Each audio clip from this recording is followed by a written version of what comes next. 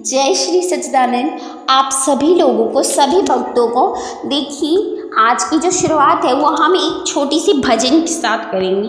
तो भजन जो है आप लोगों को काफ़ी अच्छा लगेगा। पायो जी मैं तो नाम रतन धन पायो, पायो जी मैं तो नाम रतन धन पायो।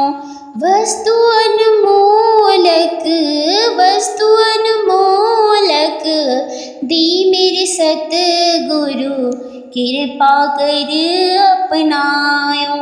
पायो जी मैं तो राम रतन धन पायो। जन्म जन्म की पूंजी पाई, जन्म जन्म की पूंजी पाई। जग को सभी गवायो, पायो जी मैं तो नाम रतन धन पायो। पायो जी मैं तो नाम रतन धन पायो। खर्च न होवे, चोर न लेवे, दिन दिन बढ़त सवायो। पायो जी मैं तो नाम रतन धन पायो। सत की नाव खिवटिया सद्गुरु, सत की नाव खिवटिया सतगुरु। भव सागर तर आयो, पायो जी मैं तो नाम रतन धन पायो। पायो जी मैं तो नाम रतन धन पायो। मीरा की प्रभु गिरधर नागर, मीरा की प्रभु गिरधर नागर। हर्ष हर्ष जस गायो, पायो जी मैं तो नाम रतन धन पायो। पायो जी मैं तो नाम रतन धन पायो। देखिए, जो नाम रतन धन है ना, उस भजन का टाइटल ही होता है कि राम रतन धन, यानी जो नाम, भगवान राम का नाम जो है उसका जो वो बड़ा सा धन है, और उसे किसने पा लिया? मीरा ने पा लिया। उसने अपने शब्दों में इन चीज़ों को बयान करते हुए ये भजन गाया था, और उसी भजन को आज हम सब गा रहे हैं। कितनी अच्छी बात होती है, हरि का नाम सुमरना ही कितनी अच्छी बात है। तो क्यों ना हम भी अच्छा काम करें, हम भी अच्छी बातें करें। तो चलिए आज की शुरुआत करेंगे जो हम भगवान के नाम से करेंगे, कि हम कुछ सीखेंगे और दूसरों को सिखाएंगे। क्योंकि बंदौ गुरुपद कंच, कृपा संध्यो नर रूप हरि, महामोहतम पुंज जास वचन रवि करेनि करी। मनुष्य रूप में साक्षात विष्णु, जो तीनों तापों को हरण करने वाले कृपा के समुद्र है, ऐसे सद्गुरुदेव महाराज के चरण कमलों की मैं वंदना करता हूँ, जिनके वचन से महामोह और अज्ञान, अंधकार का ढेर ऐसे नष्ट हो जाता है जैसे कि सूर्य के उदय होने पर रात्रि का अंधकार नष्ट हो जाता है। यानी जो इसमें गुरु कृपा सिंधु नर रूप हरि की बात की गई है, उनमें कहा जा रहा है, देखिए कितना अच्छा कह रहे हैं। इस जो दोहा है आपको उसको समझना पड़ेगा। बंदौ गुरुपद कंज, कृपा सिंधु नर रूप हरि, यानी मैं ऐसे सद्गुरुदेव महाराज जी के चरण कमलों की वंदना करता हूँ, जिनके वचन से महामोह और अज्ञान क्या हो जाता है? मिट जाता है। और ऐसे मिटता है जैसे कि सूर्य के उदय होने से अंधेरा, रात्रि का अंधेरा, जो रात की अंधेरे का समय होता है वो एकदम से ख़त्म हो जाता है। तो ऐसे सद्गुरु महाराज जी जो हर समय इस धराधाम पर नित्य रूप से ज्ञान का प्रकाश करने के लिए रहते हैं, पूजा के योग्य हैं। नहीं तो काना बाती कर तू चले तू चेला मैं जो हम गुरु वाली कहावत है ना, आज चरितार्थ हो रही होती। देखिए, उपनिषदों में एक कथा आती है कि एक बार राजा जनक ने यज्ञ किया। राजा जनक ने यज्ञ किया और सारे देश के बड़े बड़े पंडित ज्ञानी व विद्वान वहाँ पहुँचे। कई दिनों तक वहाँ यज्ञ होता रहा और लाखों मन घी, यानी आप एक मन सोच रहे हैं, वहाँ पे लाखों मन घी, जौ तथा चंदन जो था ना यज्ञ में जलकर समाप्त हो गया। और देखिए, लेकिन राजा जनक के मन में यह जानने की इच्छा हुई कि जो विद्वान पंडित ज्ञानी यहाँ आए हैं, एक से एक बढ़कर आए हैं, किंतु ऐसा भी कोई हो सकता है जो सबसे बढ़कर हो, यानी सबसे बढ़कर लोग आए हैं, लेकिन उसमें भी जो सबसे ज़्यादा बढ़ के है वो तो आया ही होगा। उनके मन में ऐसा ख्याल आया और वे सोचने लगे कि इस बात का तो पता कैसे लगाएं। अंत में उन्हें एक युक्ति सूझी और उन्होंने पता क्या किया, उन्होंने अपनी जो गौशाला थी ना उसमें से 1000 गायें जो यज्ञ मंडप के पास बंधवा दी। और जब हर एक गाय का जो सींग था ना उसमें 10-10 तोला सोना भी बंधवा दिया, यानी एक गाय के 2 सींग और दोनों सींगों में 10-10 तोले उन्होंने सोना बंधवा दिया।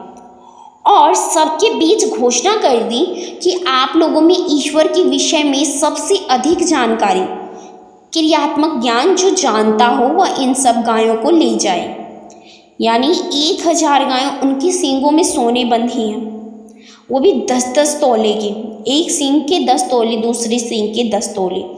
तो और जो ईश्वर के विषय में जो जानता है, जो ज़्यादा जानता है, तो वो इन गायों को ले जाए। तो सब लोग ये सुनकर बहुत सारे लोग घबरा गए।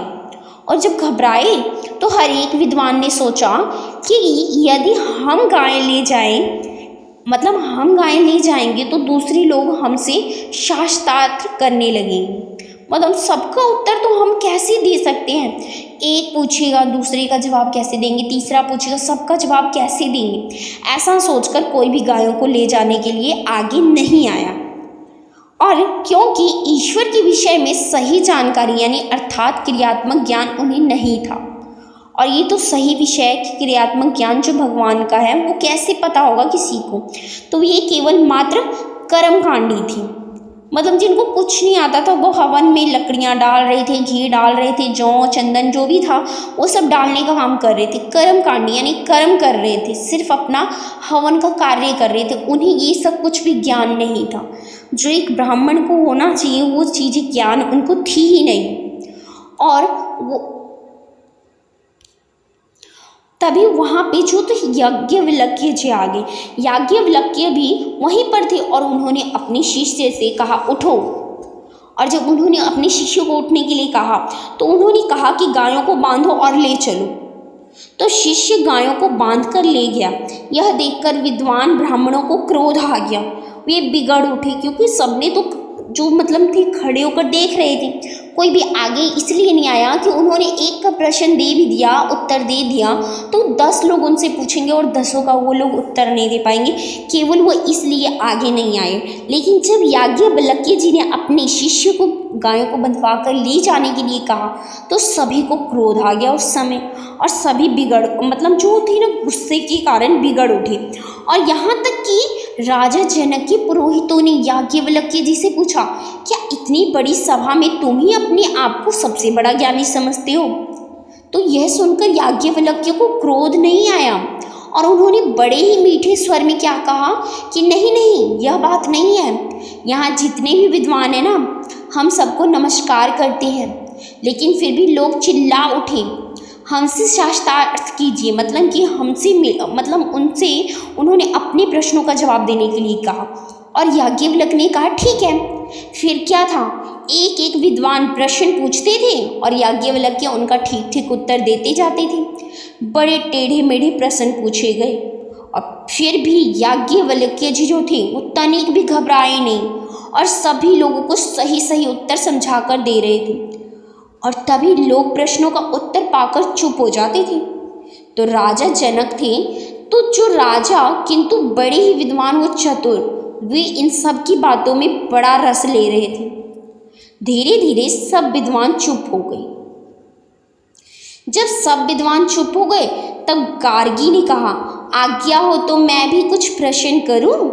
तो राजा जनक ने आज्ञा दी। याज्ञवल्क्य से गार्गी ने कई प्रश्न पूछे और याज्ञवल्क्य ने सब प्रश्नों के ठीक ठीक उत्तर दिए। गार्गी के प्रश्नों को सुन सुनकर सब विद्वान लोग उसका लोहा मान रहे थे। तो उसके प्रश्नों से पता लग रहा था कि जिस विषय में वह प्रश्न पूछ रही थी उस विषय का उसे बहुत ही ज़्यादा गहरा ज्ञान है, क्योंकि गार्गी बहुत ही छानबीन के साथ जो उसका आत्मा परमात्मा के विषय में गूढ़तम प्रश्न पूछ रही थी। गार्गी बहुत ही बुद्धिमती थी, किंतु अंत में उसने भी बड़ी सभा में यही कहा। यहाँ इस सभा में याज्ञवल्क्य से बढ़कर विद्वान पंडित या तत्व ज्ञानी जो होते हैं वो कोई और नहीं है। मतलब याज्ञवल्क्य जी इतने बुद्धिमान हैं, इन्हें कोई भी हरा नहीं सकता। गार्गी ने ये सब बातें कही। तभी इसी तरह एक और कथा श्रीमद् भागवत में भी आई थी, और कहा जो श्रीमद् भागवत की कहानी है मैं आप लोगों को सुना देती हूँ।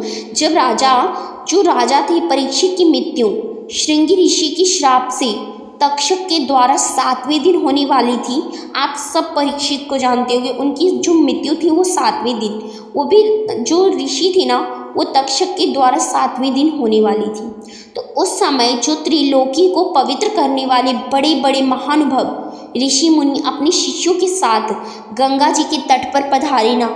संत जन प्राय तीर्थ यात्रा के बहाने स्वयं ही तीर्थ स्थानों को पवित्र करते हैं। उस समय वहाँ पर अत्रि, वशिष्ठ, च्यवन, श्रद्धान और अरिष्टनेमि, भृगु, अंगिरा